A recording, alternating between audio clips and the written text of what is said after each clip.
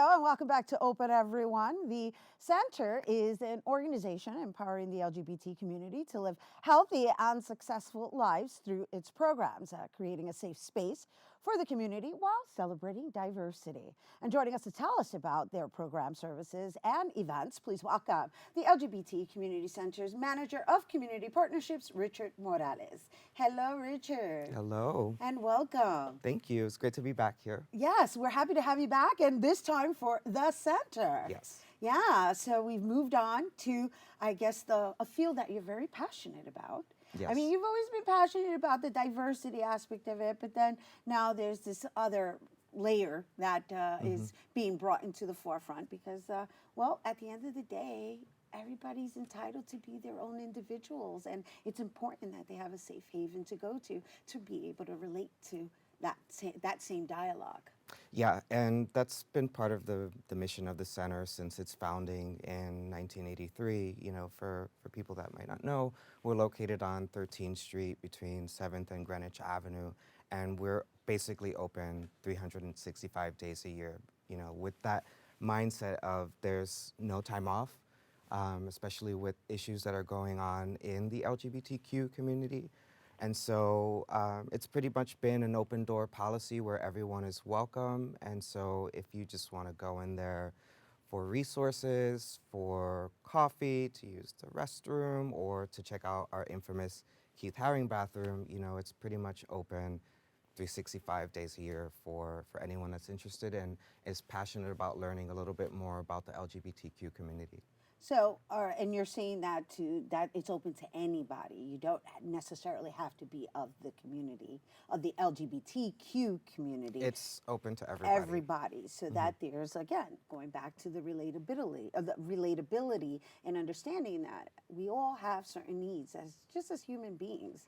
And it's really important to have a place that is able to offer these resources and have that conversation. I understand you guys have programming that loans itself to, I think you have a speaking engagement that happens like once a month on Tuesdays or something.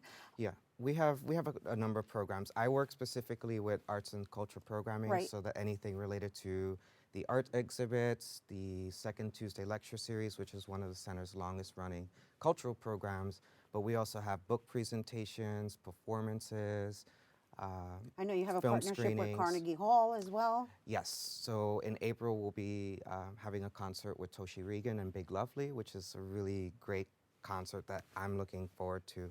But aside from arts and culture programming, we also offer an array of other programs that range from advocacy programming, mental health and wellness programming, community support, especially for TGNC communities, transgender and nonconforming communities, immigrant support, legal clinics, HIV testing, STI testing, family programming. So it's really like a lot of programming that we do in that one building on 208 West 13th. So while you said it's 365 days of accessible, what are the hours throughout the day? So we're open from 9 a.m. till 10 p.m. Monday through Saturday. Those and are long then hours. 9 a.m. to 9 p.m. on Sundays. Wow, those are long hours, even on the weekends. Yeah. Yeah, so it's definitely committed. Now, with regards to the White Shirt Project, right? Because you curated this, correct? Yes. Yes, and with Jose. with Ramon. Jose Ramon, right, who we've had on the show a couple of times, who I'm personally very, very excited and so grateful to you, right? Because I believe I connected the dots, right? I Yes. put you in the same space as Jose, but you guys went and you took off. And from what I understand, this is the first time ever that the exhibition is going to feature every single photo that's been captured, or at least most of them. I don't know how many he's captured, but I know 48 is way more than what he's exhibited in the past. So it's super exciting. Yeah, and it's also really exciting too because yes, you did make the connection. We did meet together when you and I, you introduced me to Jose, and this has been about a little over a year in planning. You know, when I started working at the center in November of last year, I reached out to all my contacts to let them know that I'm working there and to let them know that if they want to utilize any of the services at the center, or if they want to bring any programming to the center, that we should have that conversation. And Jose right off the bat got in contact with me and we started having this conversation about the project, and I then went to his apartment to go see the photographs, and then I've seen the project go to like the Bronx LGBT Expo, and I think this is one of the first times it's being presented downtown Manhattan. So it's great to see that a lot of these images, which you are also a part of, Yes. a lot of these people that are Upper Manhattan based or Bronx based are getting a chance to live and breathe and exist in a downtown setting such as the center. So I'm excited about that as well. Yes, and so am I. So am I. It's really, really something to Yeah. see this project just grow legs and walk, you know. And I'm saying it because I've watched it develop from being an online series to a physical series, and it being exhibited at the Mott Haven Bar and Grill. From there, it was also exhibited as part of the Bronx Borough President's Bronx Week, and then from there, the LGBT.